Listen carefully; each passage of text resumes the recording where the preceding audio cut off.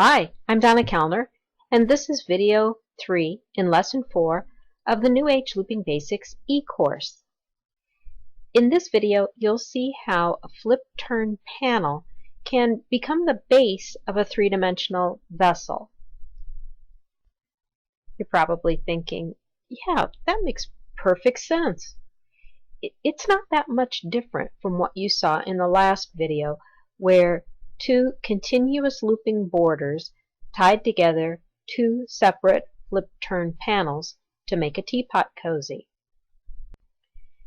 This vessel began with a needle chain which provided a live edge in which I worked a flip-turn panel.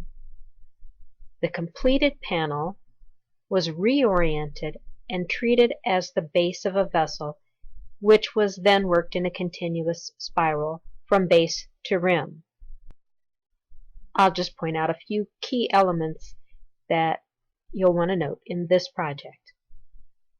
My original intention was to join threads, I'm working with hemp here, using the double fisherman's knot that you learned in Lesson 3. But as I was working, I felt that since the panel was to be the base of a vessel, I could use trapped tails as a structural element to help stiffen the base. So I started trapping tails and then making extra long tails that ran the full width of the base panel, in essence creating ribs to help add structure to the base. And now, remember how in Lesson 2 a few extra wraps of thread were used to add definition to the edges of a contrast area? In this piece, the same concept is used more for structural reasons than aesthetic ones. I beefed up the edge of the base as I made the transition from the flip-turn panel into continuous spiral looping for the walls of the vessel.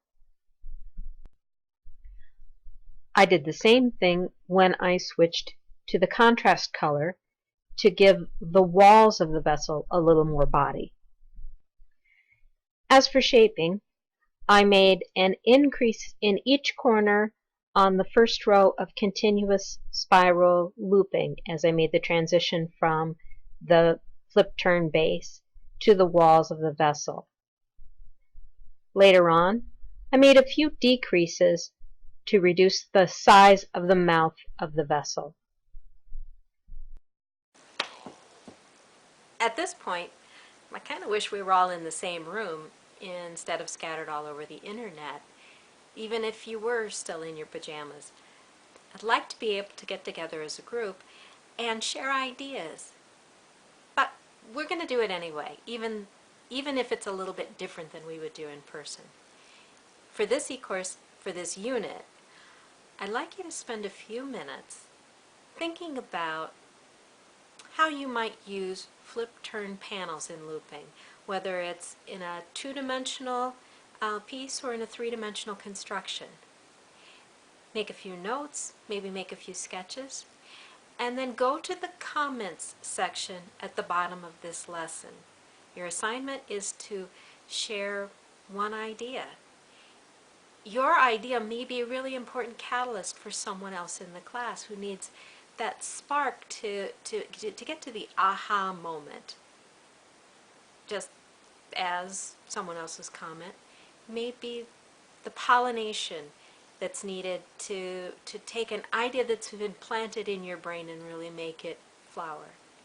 So, I'll see you in the comments section, and then I'll meet you in the final video.